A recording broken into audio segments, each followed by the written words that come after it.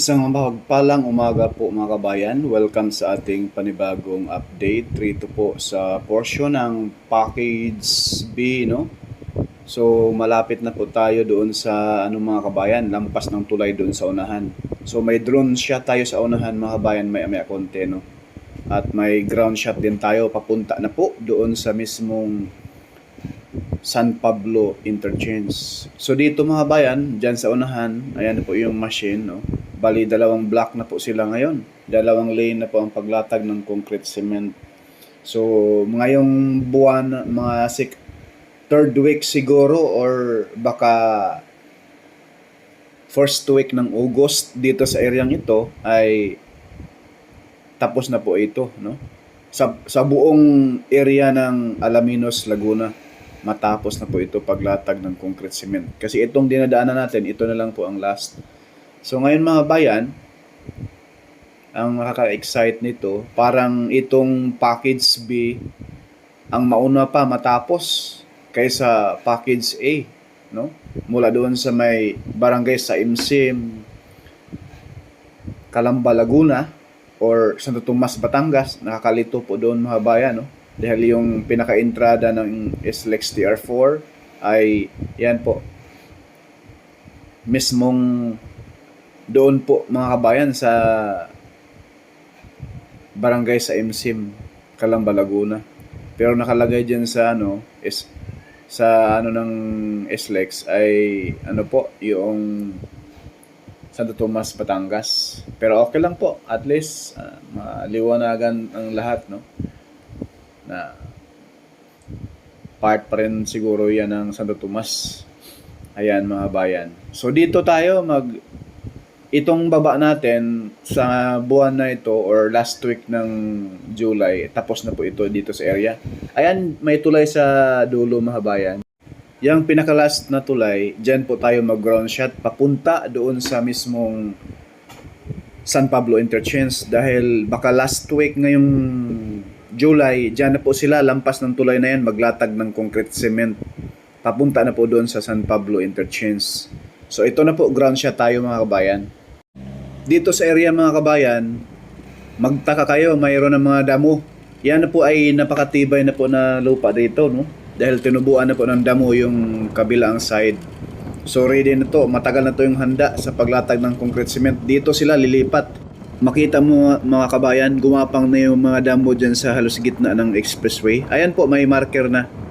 Ito na po yung susunod na latagan ng concrete cement papunta sa San Pablo Interchange.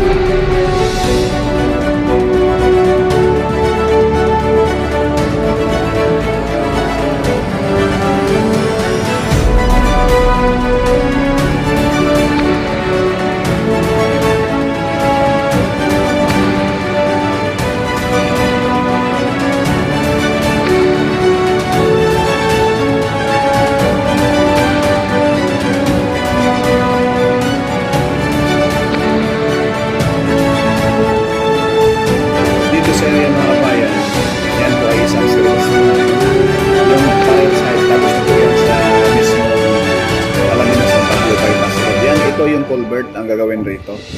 Ayan mga bayan, oh. Ayan.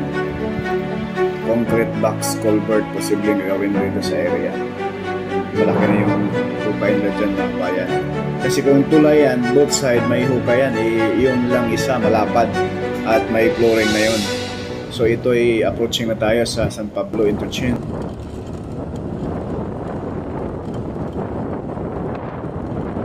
Inis na rin. Ayan, final na patong mga bayan ng buhangin. Ayan, ano na yan, tingting na yung store. At ito na yan, pwede na siya makaga na sa area.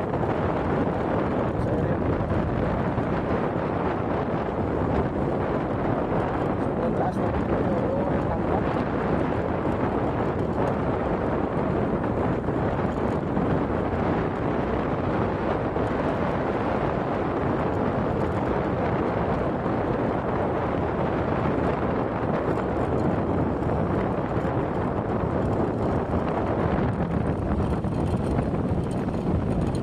Dito may ano siya, malaking culvert sa daluyan ng tubig.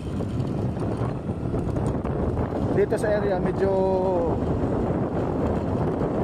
kailangan pa ng tambakan ng gusto mga kabayan dahil medyo mababa pa yung tambak.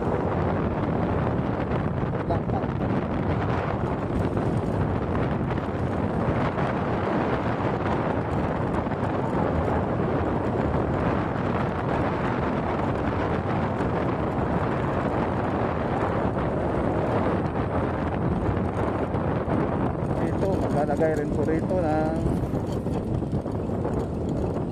tulay dito sa area dahil ito ay ano, service road papunta roon mga kabayan. Ito na yung tulay para sa may ilog kasi rito mga kabayan. Bilis ng gawa, patong-patong na lang.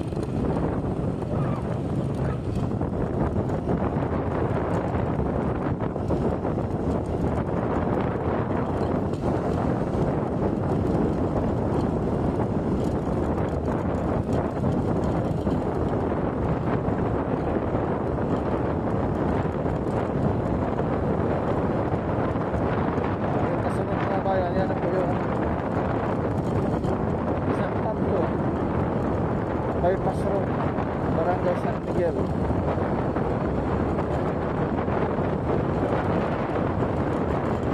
Yan sa unahan. Yung may train yan sa unahan. Yan na yun. Ito, punta ka na rin nila rito.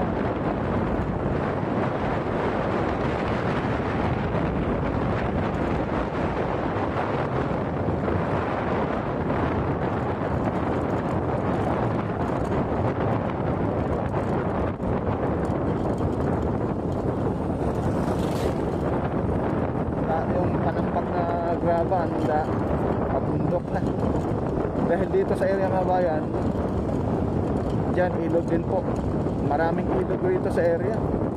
Ayan o, pero yan tapos na, tatambakan na lang ng buhangin yan dyan mga kabayan.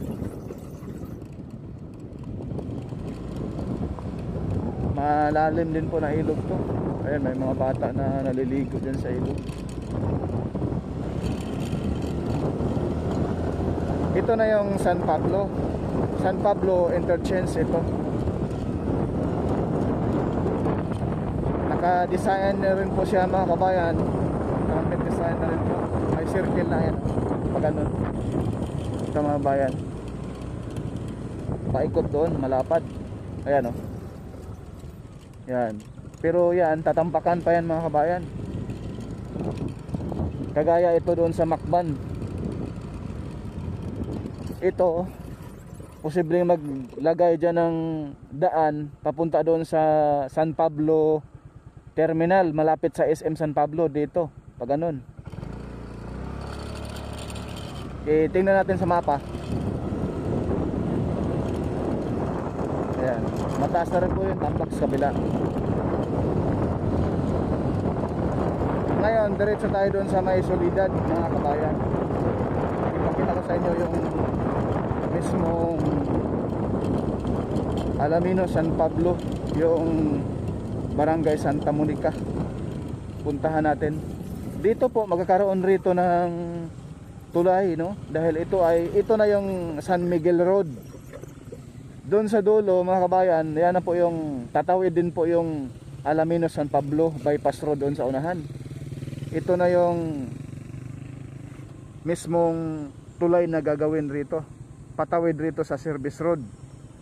Dahil itong service road na ito mga kabayan, kung matapos na po itong SLEX TR4, itong service road papunta doon sa highway ay masyadong makipot, maliit. Kaya base sa ating mga informante, gagawa ng isang daan diretso doon sa San Pablo Terminal.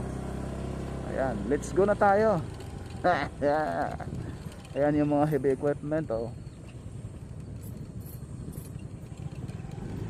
Diretso tayo. Paki-like, paki-share at subscribe na rin, siyempre. I-hit lamang ang notification bell mga kabayan. So dito lang muna tayo. Hanggang dito lang muna mga kabayan yung ating latest update. Maraming salamat for ka-studio hindi sikat pero nag-aabot ng balitang tapat. Huwag po tayo mag-skip sa ads. Maraming salamat.